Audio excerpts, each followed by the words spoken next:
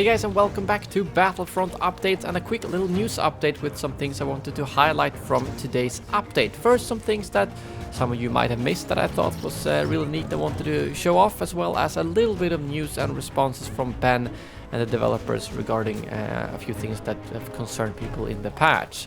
So first of all, I wanted to add in something that they forgot to put in the community transmission, that they have done some tweaks to the Ovisian gunner by nerfing the base health from 350 as well as the base damage and end damage of the rotary cannon and the explosion damage as well.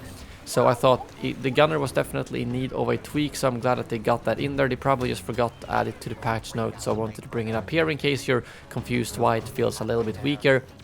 Despite not being in the actual patch notes. As for the KFX spy, they decreased how much heat the weapon spends during rapid fire, allowing you to fire it longer during the rapid fire, something I did definitely notice when I played the KFX spy today. Also, some of you might have noticed that the Galactic Assault menu has been moved to more, which has concerned a lot of you.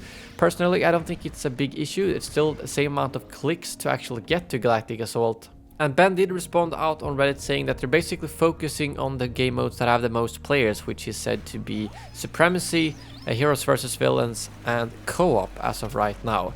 So I guess that confirms that those three are the most played, and Galactic Assault is dropping down on that list a little bit.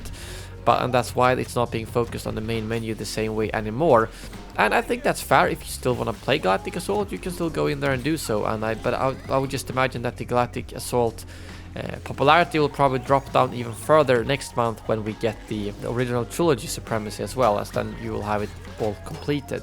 Also wanted to clarify that Ben did confirm that Scarif is not coming in February but a bit later, but it's, from what I understand, Supremacy will probably be coming to original trilogy in February, but Scarif will be coming later down the line. Another pretty cool thing is that they've done some new idle animations for most of the heroes, not all of them, but some of the examples I wanted to show you here that I really liked was Bosk, Vader, Rey, and Yoda, all of which have gotten completely new animations.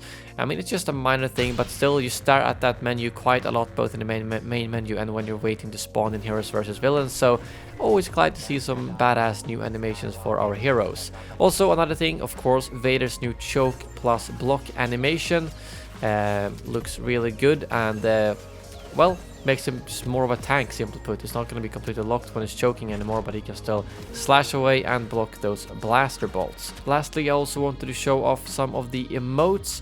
First of all, both Finn and Kylo has got a new emotes that you can get from milestones, as well as BB-8 and BB-9E's emotes, which we didn't previously know. Personally, I really like BB-9E's emotes. Actually, more than BB-8, which I didn't think, considering, well, BB-8 does a lot more in the movies than BB-9E does. But I guess that means they could be more creative with BB-9E, so I think they pulled off some pretty neat emotes there for him. So that's really all I had for this quick news update. Thank you very much for watching, and as always, may the Force be with you.